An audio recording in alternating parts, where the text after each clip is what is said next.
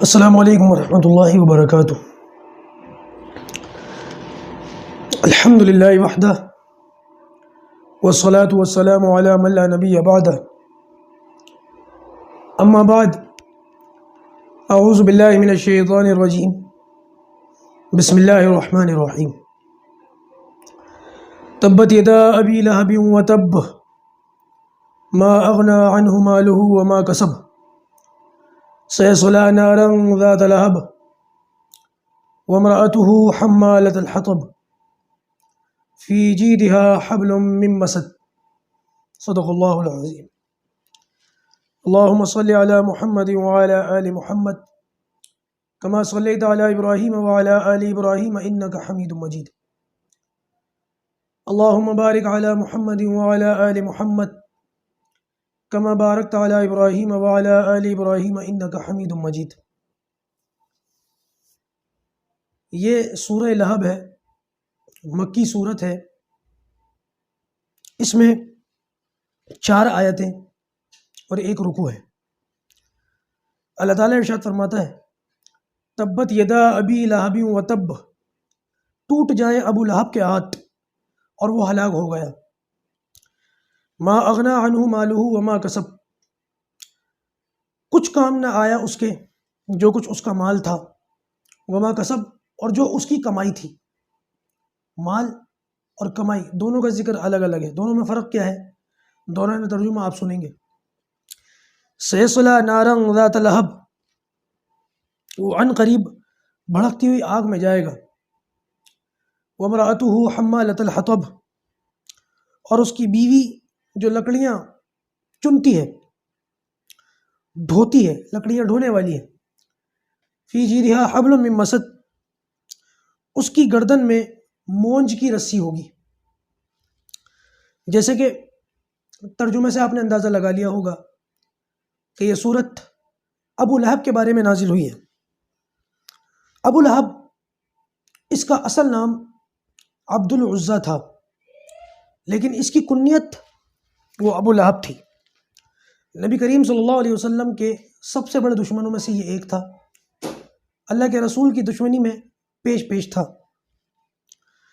رشتے میں نبی کریم صلی اللہ علیہ وسلم کا چچا تھا، اور آپ صلی اللہ علیہ وسلم کے والد عبداللہ اور یہ ابو لہب دونوں کے دونوں عبد المطلب کے بیٹے تھے، یعنی کہ والد ان دونوں کے ایک ہی تھے، لیکن ماں دونوں کی الگ تھی۔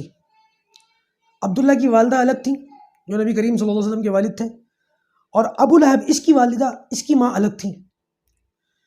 شریعت میں ایسے بھائیوں کو جن کا باپ ایک ہو اور ماں الگ الگ ہو، ان کو اللاتی بھائی بہن کہا جاتا ہے۔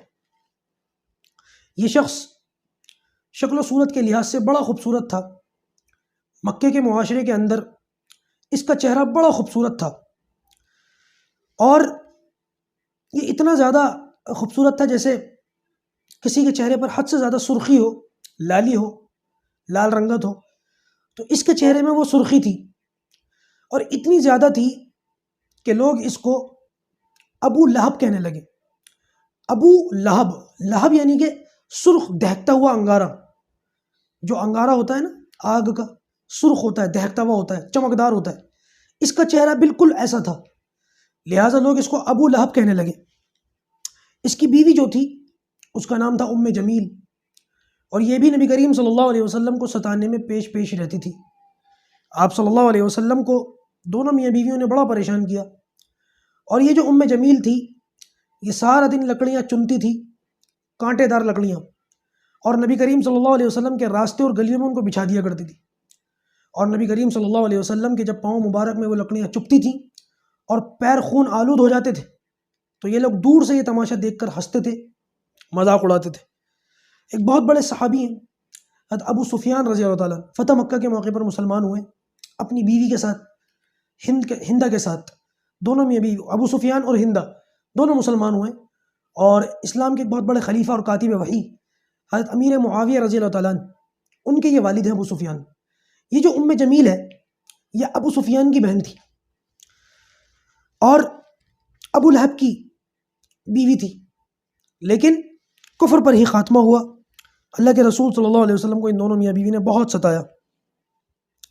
بات دراصل یہ ہے، اس صورت کا جو شان نزول ہے، یہ جو صورت نازل ہوئی ہے، اس کے متعلق یہ بات یاد رکھیں کہ جب آپ صلی اللہ علیہ وسلم کو نبوت ملی ہے، جو سب سے پہلی وحی اللہ کے رسول صلی اللہ علیہ وسلم پر نازل ہوئی ہے 40 سال کی عمر میں، غار کے اندر، جس کے اندر یہ الفاظ تھے اقرأ بسم ربک الذی خلق علم الانسان ما لم یعلم تک، یہ 4-5 آیتیں نازل ہوئی تھی اللہ کے رسول پر، اور اس کے بعد آپ صلی اللہ علیہ وسلم پر 3 سال تک وحی نازل نہیں ہوئی۔ 3 سال تک وحی کا سلسلہ جو ہے وہ منقطع رہا۔ 3 سال کے بعد آپ صلی اللہ علیہ وسلم پر جو وحی نازل ہوئی ہے، تو اس میں اللہ تبارک و تعالیٰ نے آپ صلی اللہ علیہ وسلم کو ارشاد فرمایا وَأَنذِرْ عَشِيرَتَكَ الْأَقْرَبِينَ، آپ اپنے گھر والوں کو، اپنے قریب کے رشتہ داروں کو ڈرائیے، یعنی ان کو دعوت دیجیے۔ اسی لیے نبی کریم صلی اللہ علیہ وسلم کو بشیرا و نذیرا کہا ہے قرآن مجید نے۔ بشیرہ خوشخبری دینے والا، نذیرہ ڈرانے والا۔ اور میرے دوستوں یہ بات یاد رکھیے گا کہ ڈرانے والے بھی 2 طرح کے ہوتے ہیں، ماں باپ بھی ڈراتے ہیں اور چور اور ڈاکو بھی ڈراتے ہیں، لیکن دونوں کے ڈرانے میں فرق ہوتا ہے۔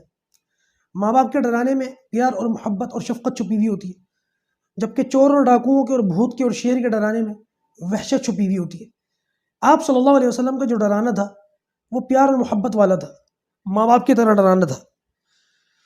بہرحال آپ صلی اللہ علیہ وسلم پر جب یہ وحی نازل ہوئی ہے تو اللہ کے رسول صلی اللہ علیہ وسلم صفا پہاڑی کے اوپر چڑھ گئے۔ اس دور میں تو یہ صفا، مروہ اور جبل ابی قبیس یہ بڑی بڑی پہاڑیاں تھیں۔ اب ان پہاڑیوں کو کاٹ کاٹ کر تقریباً ختم کر دیا۔ جبل ابی قبیس تو اب ہے ہی نہیں، وہاں تو ایک شاہی محل بنا ہوا ہے مکہ کے بالکل سامنے۔ اب جو لوگ حج کرنے کے لیے جاتے ہیں وہاں پر جبل ابی قبیس کے بجائے شاہی محلات نظر آ رہے ہوتے ہیں۔ یہ وہی جگہ ہے جہاں پر اب جبل ابی قبیس تھا۔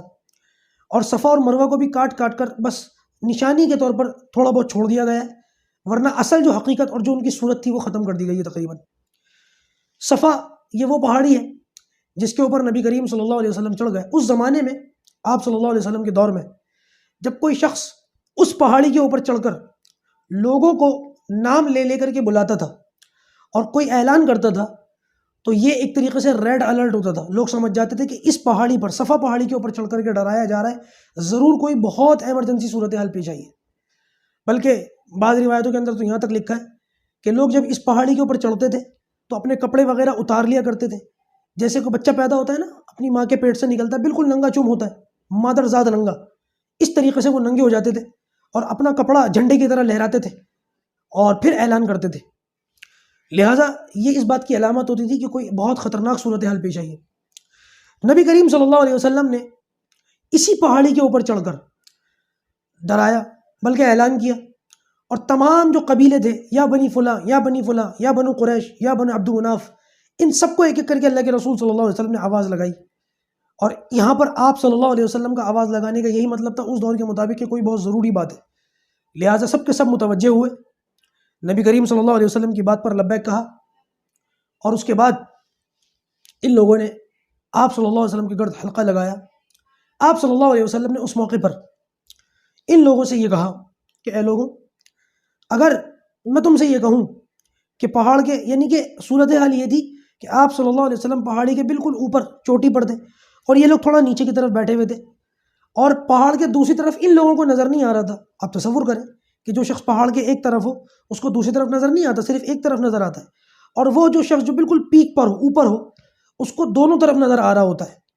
لہٰذا آپ صلی اللہ علیہ وسلم نے فرمایا کہ اے لوگوں، اگر میں تم سے کہوں کہ اس پہاڑ کے دوسری طرف جدھر مجھے نظر آ رہا ہے تمہیں نظر نہیں آ رہا، اس طرف سے ایک لشکر تمہارے اوپر حملہ کرنے کے لیے آ رہا ہے، تو کیا تم میری بات مانو گے؟ تو انہوں نے کہا بالکل ہم مانیں گے، کیونکہ ہم نے آپ کو ہمیشہ سچ بولنے والا پایا ہے، صادق اور امین پایا ہے۔ تو آپ صلی اللہ علیہ وسلم نے فرمایا کہ میں تمہیں لشکر سے تو نہیں ڈراتا، لیکن میں تمہیں ایک اللہ سے ڈراتا ہوں، تم ان بتوں کو چھوڑ کر، ان مورتیوں کو چھوڑ کر، ان نام کے خداؤں کو چھوڑ کر حقیقی خدا کی عبادت میں لگ جاؤ، لا الہ الا اللہ کہہ لو، قولوا لا الہ الا اللہ تفلحوا، تم کامیاب ہو جاؤ گے۔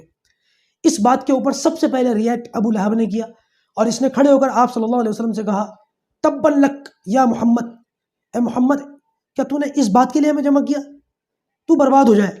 بلکہ اس کا ایک محاورتی ترجمہ یہ کہ تیرے ہاتھ ٹوٹیں۔ آپ صلی اللہ علیہ وسلم کبھی بھی دشمنی کا بدلہ نہیں لیتے تھے، اپنی ذات کا کبھی بھی بدلہ نہیں لیا، آپ نے اس پر خاموشی اختیار فرمائی، ابو لہب کو کوئی جواب نہیں دیا، لیکن اللہ تبارک و تعالیٰ نے اس کے جواب میں فوراً سورت نازل فرمائی، تبت یدا ابی لہب وتب، ابو لہب تیرے ہاتھ ٹوٹے، تو نے میرے محبوب کو کہا ہے کہ ان کے ہاتھ ٹوٹے، تیرے ہاتھ ٹوٹے، وتب بلکہ ہاتھ ٹوٹ گئے، تو ہلاک ہو گیا۔ اللہ تبارک و تعالیٰ نے یہ صورت جو ہے نازل فرمائی، اور اس کے ابو لہب کی بکواس کے جواب میں جو ہے اس صورت کو نازل فرما کر اپنے محبوب کی جانب سے جواب دیا۔ انشاءاللہ اس سے آگے کی بات جو ہے وہ اگلی نشست میں کل آپ کے سامنے عرض کی جائے گی۔ اللہ پاک آسانی کا معاملہ فرمائے اور کہنے سننے سے زیادہ قبول فرمائے۔ السلام علیکم ورحمۃ اللہ وبرکاتہ۔